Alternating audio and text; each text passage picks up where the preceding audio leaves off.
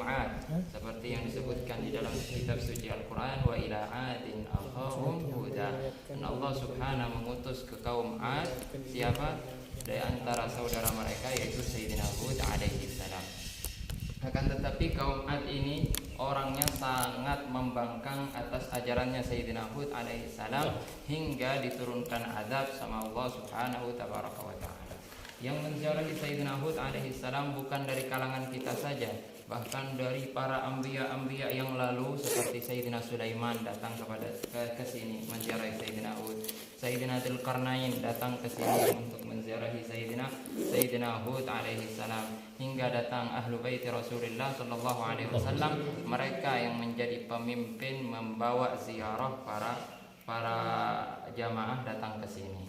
Datang ke ziarah Nabi Allah Hud alaihi salam. Fawaid banyak faedah-faedah untuk menziarahi Sayyidina Hud alaihi salam sangat banyak, tapi kita rangkum saja, kita ambil 6 faedah dari ziarah Nabi Allah Hud alaihi salam. Di antaranya adalah terkabulnya hajat. Terkabulnya hajat-hajat kita, hajat diniyah, dunyawiyah, ukhrawiyah dibayar lunas sama Allah Subhanahu wa taala. Makanya ritual orang Tarim itu kalau mereka mempunyai hajat yang sangat besar yang menurut akal kita ini sangat sulit untuk didapatkan, mereka memakai 3 cara. Yang pertama adalah menziarahi Sayyidina Al-Faqih Al-Muqaddam, membaca 40 Yasin, dan di riwayat lain membaca 41 Yasin, 40 kali di sana. Dan yang kedua adalah membaca Sahih Al-Bukhari, kitab Imam Al-Bukhari di Masjid Ba'alawi. Dan yang ketiga adalah menziarahi Sayyidina Hud alaihi salam. Makanya di balik kubah ini ada seorang wali min auliyaillah yang dikabulkan hajatnya oleh Allah Subhanahu wa taala, yaitu dari kalangan atau dari keluarga Balfaqih. Namanya Habib Abu Bakar bin Muhammad Balfaqih. Beliau ini selain seorang wali, selain seorang saudagar kaya, beliau juga selain seorang habaib, beliau ini adalah seorang bisnismen. Akan tetapi di waktu itu bisnisnya beliau ini lagi merosot, lagi bisa dikatakan bangkrut lah. Akhirnya mereka ini sering mendengar dari leluhurnya, kalau engkau menziarahi Nabi Allah Hud, dikabulkan oleh Allah Subhanahu semua hajat-hajatnya. Datang ke sini dan bernazar kepada Allah Subhanahu, meminta kepada Allah melalui Sayyidina Hud alaihi salam, seandainya bisnis saya naik, kata Sayyidina Habib Abu Bakar, saya akan membangun kubah ini. Setelah pulang, beliau kerja hingga subhanallah menjadi miliarder dan lupa dengan nadarnya. Hingga Sayyidina Hud alaihissalam datang ke mimpinya, ya Abu Bakar, engkau beberapa bulan yang lalu engkau datang ke aku dan bernadar kalau engkau dikabulkan hajatnya engkau akan bangun kubah ini. Ternyata nggak datang.